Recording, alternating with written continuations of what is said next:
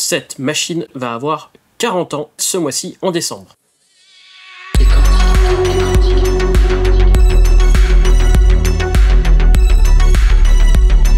Salut à tous et bienvenue dans Tech Antique où l'on parle de technologies antiques et atypiques. Et pour aujourd'hui, eh bien, une machine assez chère à mon cœur où je vais parler de l'Amstrad CPC 464. Fin 1984, après son révolutionnaire, en fait rien de révolutionnaire à part le prix du kit complet avec l'écran, CPC 464 à cassette, Amstrad nous propose sa version à disquette, similaire à l'intérieur mais avec un look plus pro et un lecteur de disquette plus pratique que les cassettes pour travailler. Et là, cette fois-ci, eh bien, la firme de Alan Matthew Sugar vise les professionnels avec cette nouvelle machine. Le cœur de cette machine est toujours le Z80, un processeur que l'on trouvait sur une multitude d'ordinateurs de l'époque 8 bits.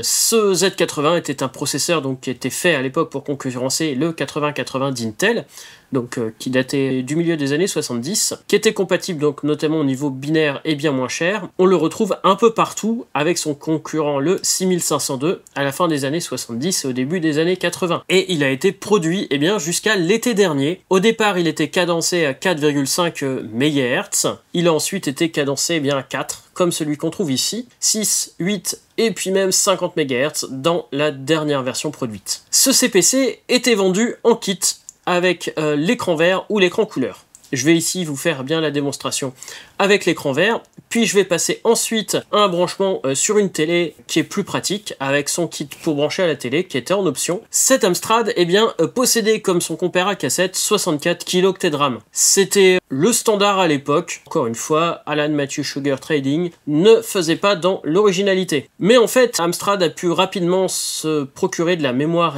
moins chère. Ça a évolué, et pour être dans l'air du temps, il a sorti quelques mois plus tard son Amstrad 6128 et a abandonné le 664 moins d'un an après sa sortie, sans possibilité d'extension officielle, abandonnant les processeurs de 664. À l'époque, il y a eu un interview d'Alan Sugar où il disait « Non, on n'a absolument pas prévu de faire quoi que ce soit avec le 664, ils avaient qu'à pas l'acheter. » Ce qui en fait finalement une machine rare de nos jours. Completely replaced the 664? Yes, indeed. So we will not be selling 664 anymore? No, that's right. Now, are you going to offer any kind of trade-in for people who've purchased a 664? Because it's only been on the market for a few months, so they can upgrade to a 6128?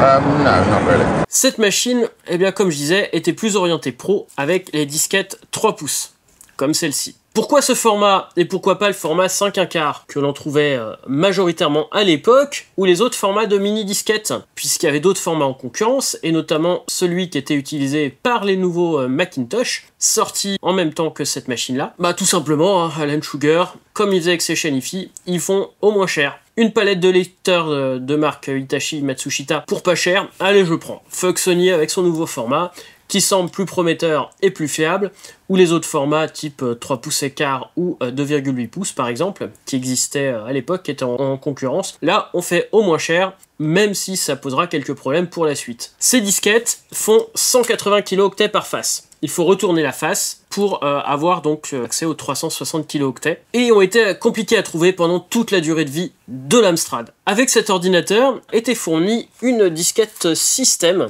qui contient d'un côté le CPM et de l'autre côté le logo. Le CPM, c'était le système qui était standard, le système d'exploitation quasiment un standard qu'on trouvait dans les années 70-80 et où beaucoup de logiciels existaient. Des logiciels professionnels, traitement de texte, tableur, etc. Mais tous ces logiciels étaient sur disquette 5 pouces 1/4 ou 8 pouces.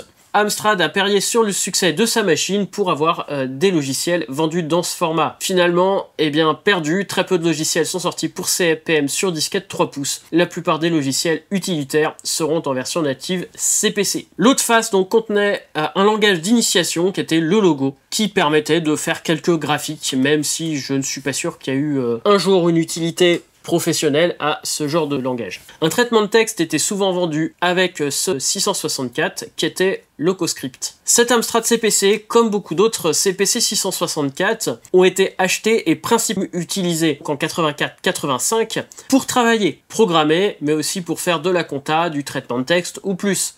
S'il y avait d'un côté le 464 qui ciblait les familles, en partie pour jouer, eh bien ce 664, ça ciblait principalement les petites entreprises, même s'il y avait quand même quelques jeux à sa sortie. Et on avait possibilité de brancher directement sur ce 664 un lecteur de cassette, même si aucun lecteur de cassette officiel Amstrad est sorti. On avait le même port imprimante et un port accessoire, ainsi qu'un port pour un deuxième lecteur de disquette. J'aime beaucoup ce look du 664, même si ça fait la machine la plus large de ma collection. Je sais pas s'il y avait beaucoup de machines beaucoup plus larges, je m'en rendais pas compte comme ça, mais quand j'ai transporté depuis la Bretagne, où je trouvais aucune valise où la machine rentrait dedans, alors que finalement je trouvais des valises où l'écran rentrait dedans, j'ai compris qu'en fait il n'était pas si petit que ça, et finalement comparé avec le 6128, le 6128 est un peu plus petit. Ça faisait partie des machines que je rêvais de trouver un jour.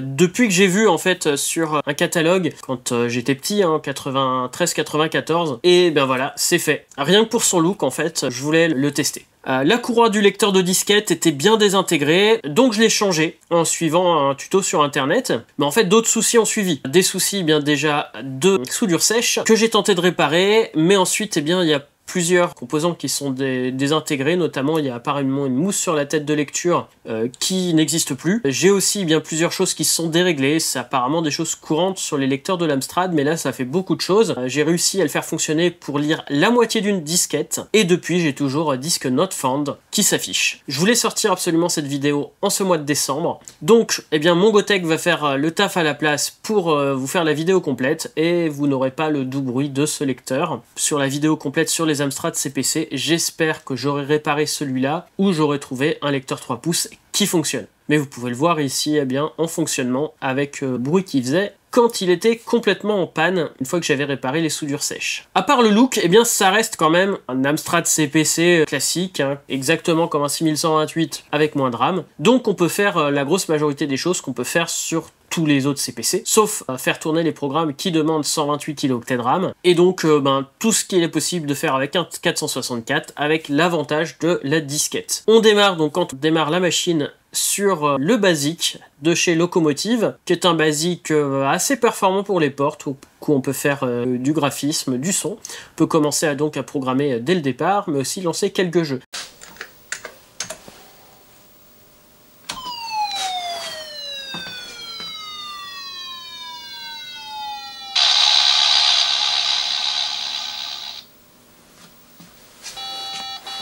Les capacités sonores sont les mêmes que le 464 et le 6128 qui suivra, avec son chipset son qu'on retrouvera sur d'autres machines. Enfin, si on aime les sons synthétiques comme moi, il y a des possibilités assez intéressantes dessus. Il y a toujours des jeux qui sortent sur cette machine, et même des extensions. C'est une machine où on peut encore s'amuser avec, même si je dois reconnaître que je vois pas trop l'intérêt d'en faire une machine de travail de nos jours. On a beaucoup plus performant, beaucoup plus ergonomique, mais ça reste une machine fun à utiliser pour programmer, en tout cas s'initier à la programmation sur Z80, faire de la musique ou pour jouer. Pour moi, ça reste une machine que je rêvais d'avoir, rêve qui s'est réalisé. À part son lecteur de disquette, elle reste en état de marche et assez sympa et assez drôle à utiliser. J'espère que cette vidéo vous aura plu.